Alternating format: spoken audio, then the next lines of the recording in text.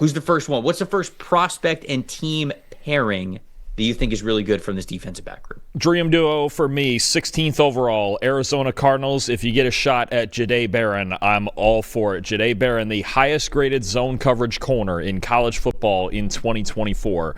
Arizona Cardinals outside cornerbacks had the lowest zone coverage grade in the NFL last year. They're very good at safety. They've got Garrett Williams in the slot. I'm making this move with designs of Barron playing on the outside instead of in the nickel. I know some teams are going to view him as a nickel, and yes, he's got the versatility and experience, but in Jonathan Gannon's defense where they play so much of that off-zone coverage, I think Jahdae Barron's a perfect fit. I know they probably have more needs at defensive line, especially for another pass rusher, maybe an edge rusher there, maybe a Mike Green or a James Pierce Jr. I know they need a right tackle, but I don't think Armand Membu's getting to him.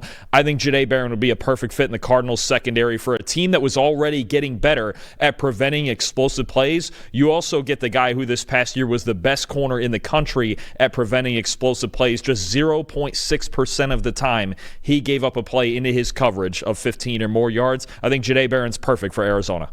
Yeah, I think this is a great setup as well, how much they wanted to play zone coverage and how good Jahdae Barron could be at it. I really do like this pairing too. I'm going to go Azareye'h Thomas to the New Orleans Saints. I think is a perfect pairing here with what they want to do. Now, look, new defensive coordinator, new coaching staff, might be a little bit different, but for how much the Saints played man coverage last season and the fact that Alontae Taylor and Kool-Aid McKinstry are still two cornerbacks that like to play in press, adding Azareye'h Thomas to that group, I think would make a ton of sense. Azareye'h Thomas, we already talked about when we were breaking down the corners. He is best when he is at the line of scrimmage. That is when he is most confident. It is the same with Kool-Aid McKinstry. If you believe that McKinstry can be your CB1, then I think Azareye'h Thomas can be your CB2 on the outside. Alontae Taylor can be that nickel for you. Those three corners, and we talk about this all the time, if you want to play man coverage at the NFL level specifically, you can't just have one corner that knows how to play man. You've got to have three corners that you could feel confident playing in that man coverage assignment.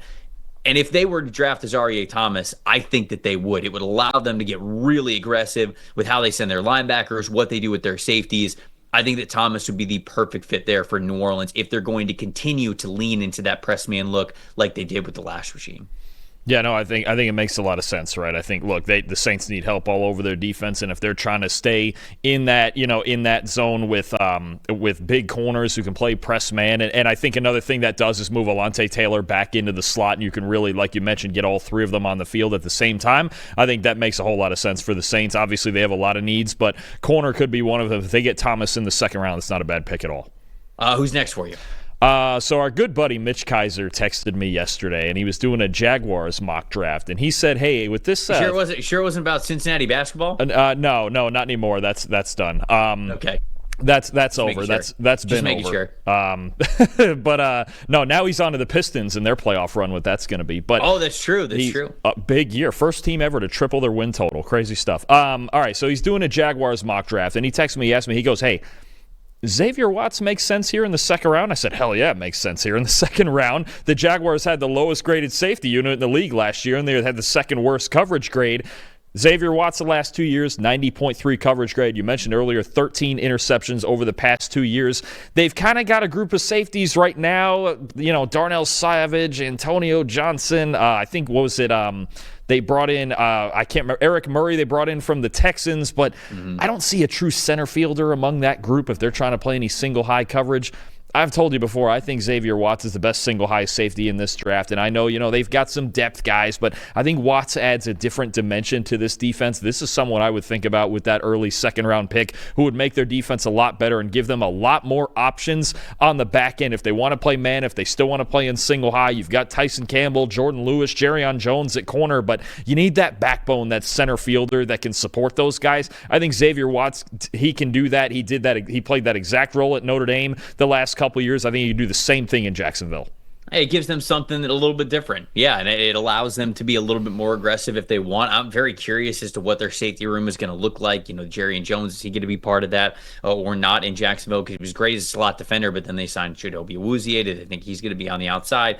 Monteric Brown is still there, who's playing opposite Tyson Campbell. But regardless, none of those guys are Xavier Watts, and I think he changes things for them on the defensive side of things. So I'm going to go with Maxwell Harrison for the Buffalo Bills. Now, I think it would be a little bit of a reach if they did this at the back end end of the first round, but if they were able to get Maxwell Hairston in the second round with their second round pick, I'm all of a sudden a very big fan of this. You got Christian Benford on one side. You would have Maxwell Hairston on the other. I think that is a really nice duo. I know they re-signed Dane Jackson as well, so they brought him back. But Hairston sort of gives you what you want from that CB2 spot. And I think that the Bills have been searching for that for a while now.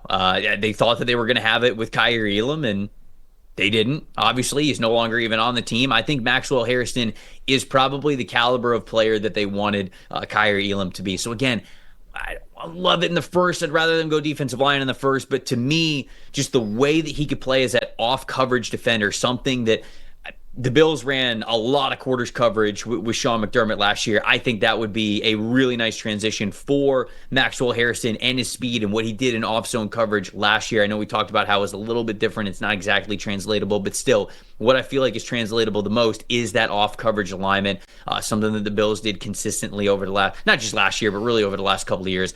I think he's a style fit for them. He's an upgrade in athleticism, and he could be their CB2 opposite Benford. Yeah, I think, look, they've got the 30th overall pick. They've got 2 second-round picks. I think a corner is going to be one of those 3 picks. And I'll be honest with you, I think if somebody like Jahdae Barron were to fall into a range where they feel like they could trade up into, I would make a move like that. I think there's no way they can walk into next year with their cornerback room the way that it is currently. I think Hairston could be a target. I think Trey Amos could be a target. And again, this is a team that I would highly consider trading up and seeing if I could get one of those, not obviously Travis Hunter, but if Will Johnson or Jahdae Barron were to fall for any reason, I think those should be prime targets for Buffalo also. Who's the last guy that you're bringing? I've got Darian Porter from Iowa State. We talked about earlier, another guy, one of the best zone coverage corners in this class. There's one of the more interesting picks with certain guys. I look at that 64th pick with the Philadelphia Eagles. I think he would fit right in Vic Fangio's defense. And can you imagine the length they would have in that pair of corners with Darian Porter and Quinyon Mitchell outside, leaving Cooper DeJean inside? And, you don't have to start Porter necessarily right away. They signed Adoree Jackson, who I think could be very capable of being CB2 this year in that defense. I think Porter has to get a little bit stronger, right? He's got to add some sort of weight and strength to him, right? Because that's the big problem is run defense and tackling, and Vic Fangio obviously values that. But I think Porter would be a great fit in their defense as that third corner starting out, kind of like Isaiah Rodgers was last year, but he's gone to Minnesota. He's got a ton of special teams experience. I think this is somebody, if he were to get to 64 to Philadelphia, I think it'd be a fantastic pick for them. To have Darian Porter waiting in the wings would make for quite the cornerback room, I think, in Philadelphia. Yes, I think it would be excellent for them, so I do agree. Last guy, I'll go a little bit further down the rankings. I'll go Craig Woodson from Cal, the safety from Cal, and I'll pair him with the Carolina Panthers because the Panthers signed Trayvon Merrick, and I think that they want Merrick to sort of roam around and play a lot of different safety spots for them. That's why you give him the money. That's why you bring him in. But I think he's going to play more as a downhill safety for them. At least that's what it kind of seems like right now. Woodson can be maybe a day 3 guy that you could play in that free safety spot that has the athleticism to be able to do that. I've liked his tape when he was in that free safety alignment. He can come downhill and tackle as well, but I think he is best when he is showcasing that athleticism and that range in coverage. I think that his presence could potentially be one that allows Merrick to play even more free and make some plays on the ball and be in those robber rolls over the middle of the field. And so Woodson is somebody who just cracked my top 10 when it came to the safeties. I believe he was safety 9 for me, right in front of Malachi Moore, and that's the alignment that I would like to see from him. Let him be more of a free safety. Let him roam around on the back end, show off that range and that athleticism that we saw in the combine. I think he could be a good depth player for them at that position. So I know we always talk about like, all right, well, the pairings of the first round guys. Sometimes it's the pairing of the depth guys too. So I wanted to make sure that I gave that shout out there.